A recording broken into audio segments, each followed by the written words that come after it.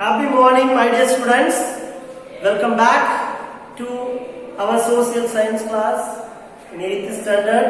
இந்த 8ஆம் வகுப்பிற்கு மாணவர்களை அன்போடு மகிழ்ச்சியோடு வரவேற்கிறேன். My dear students, in previous videos we have learned the importance of history and geography. History and geography அதை மட்டும் தான் நம்ம பார்த்திருந்தோம்.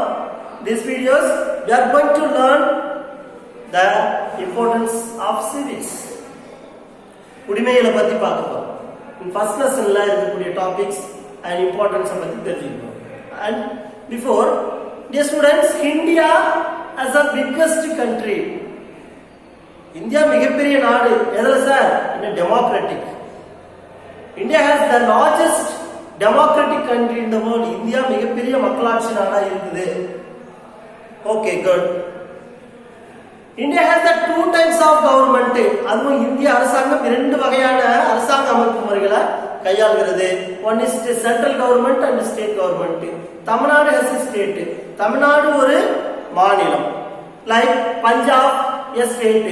பஞ்சாப் ஒரு மாநிலம். குஜராத் ஒரு மாநிலம். மத்திய பிரதேஷ், உத்தரப்பிரதேஷ் அப்படின்னு இந்தியாவில் நிறைய மாநிலங்கள் இருக்கிறது. Dear students, introductionல பார்க்கிறதுக்கு முன்னாடி what is the lesson? How the state government works?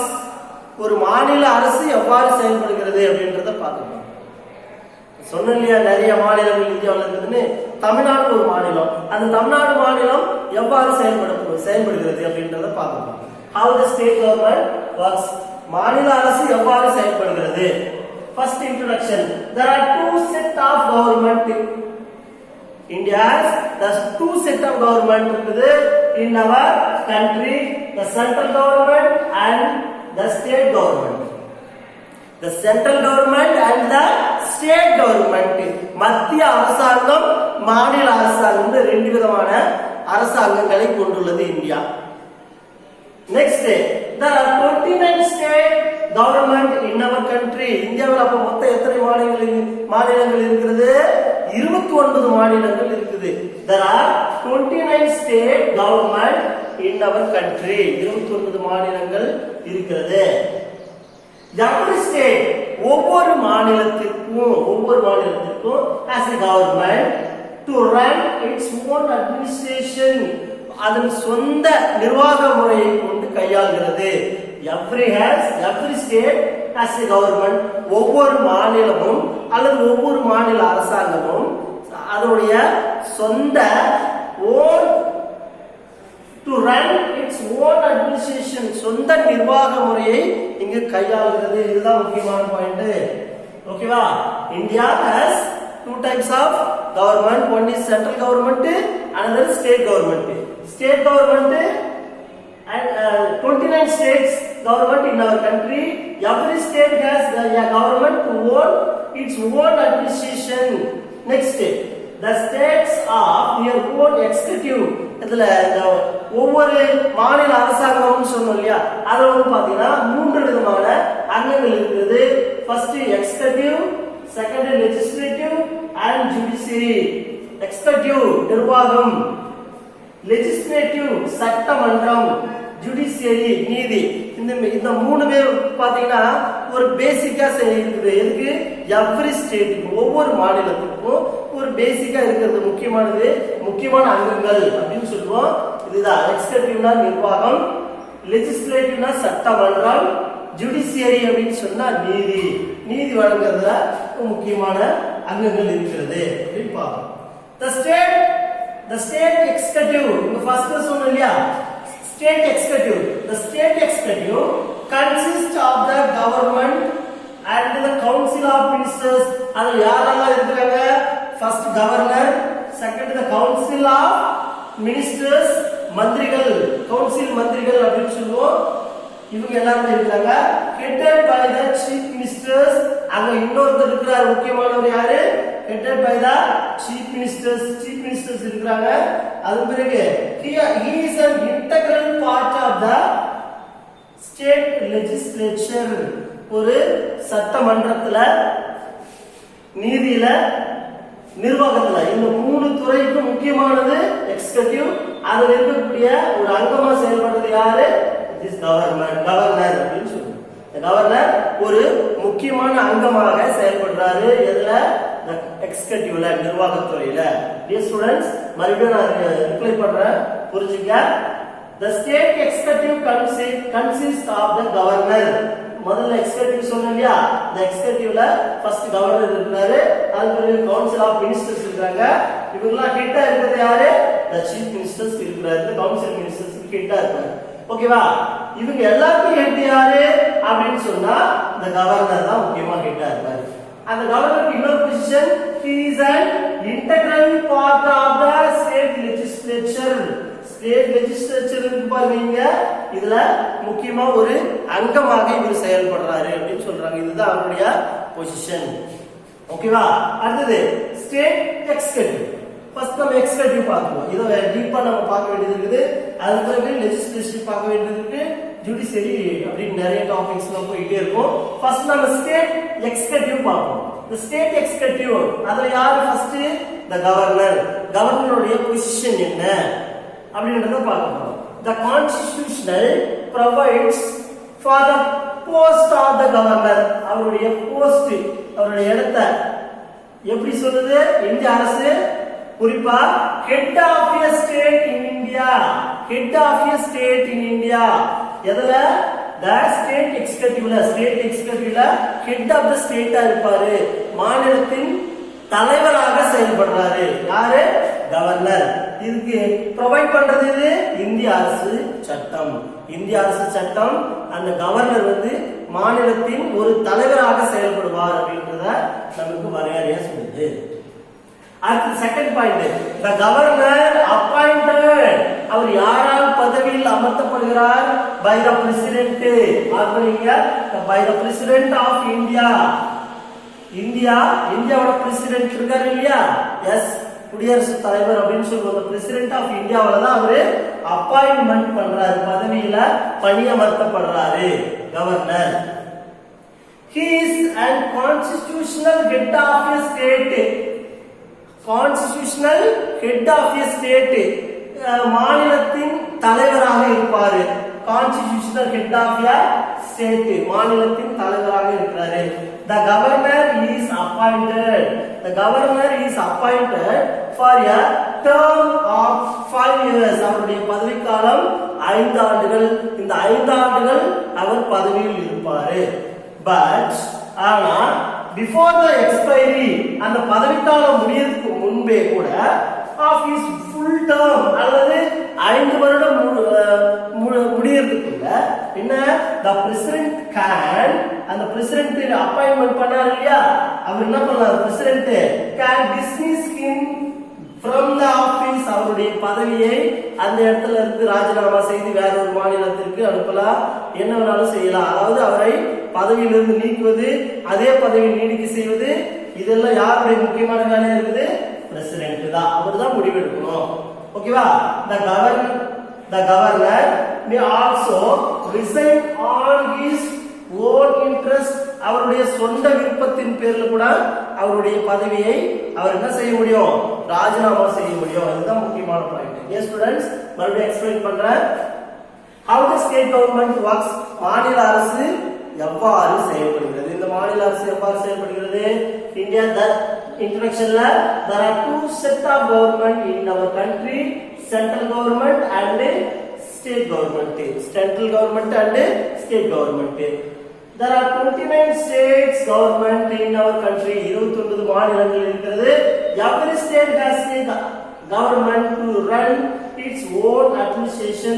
ஒவ்வொரு மாநிலமும் அதனுடைய சொந்த நிர்வாக முறையை கொண்டுள்ளது. The state have their own executive. ஒவ்வொரு மாநிலத்திற்கும் ஒரு சொந்தமான எக்ஸிகியூட்டிவ் நிர்வாகம் இருக்கிறது, லெஜிஸ்லேட்டிவ் சட்டமன்றம் இருக்கிறது, அண்ட் ஜுடிஷியரி நீதி வழங்கக்கூடிய துறையும் இருக்கிறது. அது மட்டும் இல்ல, the state executive, இங்க பாருங்க, executive consists of the, அவங்க யாரா இருப்பாங்க எக்ஸிகியூட்டிவ்ல? Governor and the council of ministers. யார் இருப்பாங்க? கவர்னர்ஸ் இருப்பாங்க, council of ministers இருக்காங்க. headed by the chief minister. இந்த council ministersலாம் head இருக்கிறது இந்த chief ministers. He is an integral part of the state legislature. The legislature இருக்குது இல்லையா, சட்டமன்றம், அதுல ஒரு அங்கமாக இவர் செயல்படுறாரு. First the state executive. இதுல மூணு சொன்ன முக்கியமானது executive, legislative, judiciary. இதுல ஃபர்ஸ்ட் நாம எது பார்க்கறோம்? ஸ்டேட் எக்ஸிகியூட்டிவ், மாநில நிர்வாகம். ஃபர்ஸ்ட்ல அது யாரு? கவர்னர். the constitution provides, இந்திய அரசியலமைப்பு சட்டம் ப்ரொவைட் பண்ணுது for the post of the governor. கவர்னருடைய போஸ்ட் எங்க இருக்கணும் அப்படின்றத சொல்லுது. as the head of a state in India. இந்தியால ஒவ்வொரு மாநிலத்திற்கும் அவர் தலைவரா இருப்பாரு. the governor appointed by the president, பிரசிடென்ட்டால பணியில் அமர்த்தப்படுகிறார் of India. He is a constitutional head of the state. The governor is appointed for a term of 5 years. 5 வருடத்திற்கு அவர் பணியில் அமர்த்தப்படுகிறார். but before the expiry of his full term, அவருடைய ஆட்சி காலம் முடிவதற்கு முன்பே the president, already we saw the president can dismiss him from the office. அவரை பணியில் இருந்து நீக்கலாம். அதற்கான உரிமை பிரசிடென்ட் கிட்ட இருக்குது. சரி, முக்கியமான the governor may also resign on his own interest. அவருடைய சொந்த விருப்பத்தின் அடிப்படையில் அவருடைய பதவியை ராஜினாமா செய்யலாம். ஓகேவா? இதுதான் முக்கியமானது. இன்னும் ஒரு சில பாயிண்ட்ஸ் இருக்குது, பார்க்கலாம்.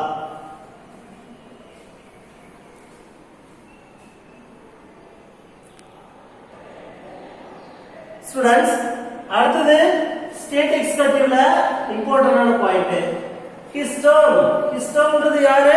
Governor. கவர்னருடைய term of office may be extended. அவருடைய பதவி காலத்தை இன்னும் நீட்டிக்கலாம். அவருடைய term அப்படின்னு சொல்றது 5 years தான். அதன் பிறகு ரினியூவல் பண்ணலாம். அதுக்கான அதிகாரம் பிரசிடென்ட் கிட்ட இருக்கு. extended and he may be transferred to another state. அவருடைய பதவி காலத்தை இன்னும் நீட்டிக்கலாம், எக்ஸ்டெண்ட் பண்ணலாம், பதவி நீட்டிப்பு செய்யலாம், அல்லது வேற ஒரு மாநிலத்திற்கும் அவரை மாற்றி அமைக்க முடியும். அது யார் செய்வாங்க? அந்த பிரசிடென்ட் மட்டும்தான் செய்வாரு. The state government, ஒரு மாநில அரசாங்கம் cannot remove the governor from his post. அவருடைய பதவியிலிருந்து ஸ்டேட் கவர்மெண்ட், ஒரு மாநில அரசாங்கம் அவரை பதவியிலிருந்து என்ன பண்ண முடியாது? பதவி நீக்கம் செய்ய முடியாது, நீக்க முடியாது. அதுக்கான அதிகாரம் மாநில அரசாங்கத்திலும் கிடையாது.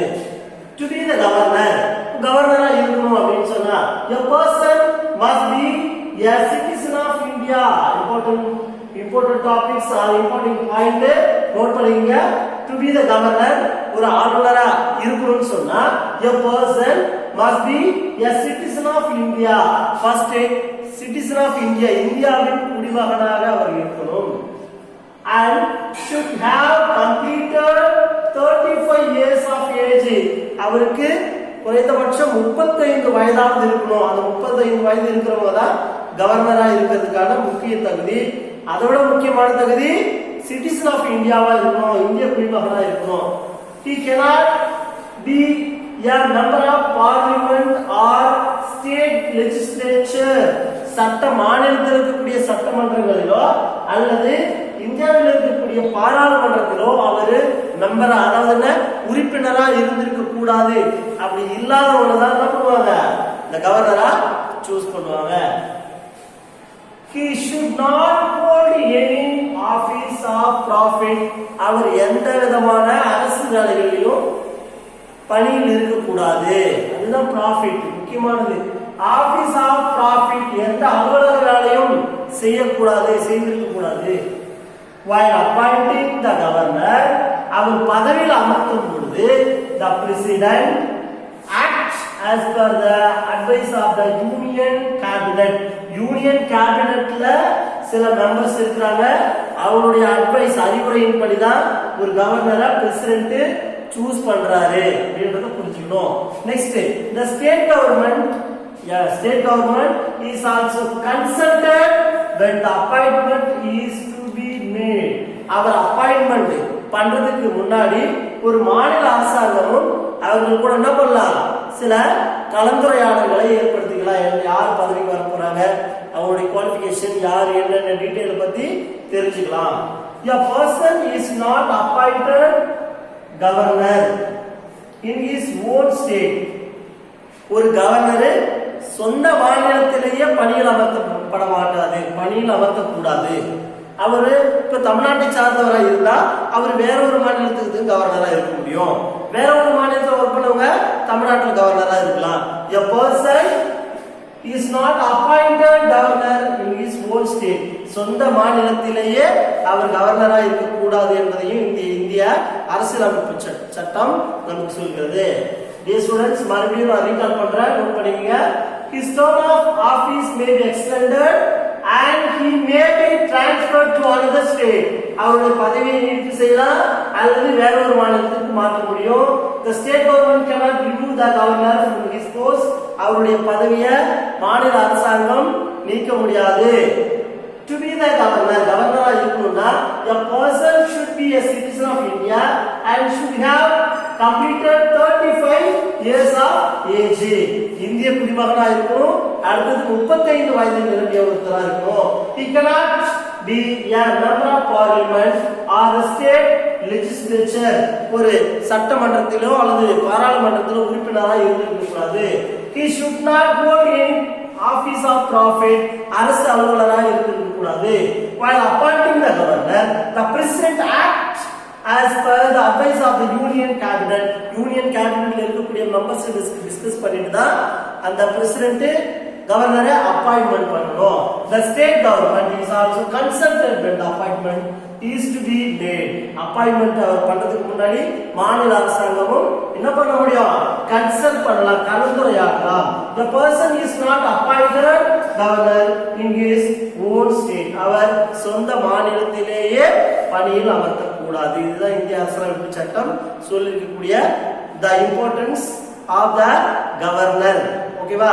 Dear students, next videosல நாம chief minister and his functions, powers இத பத்தி பார்க்கலாம். Thank you.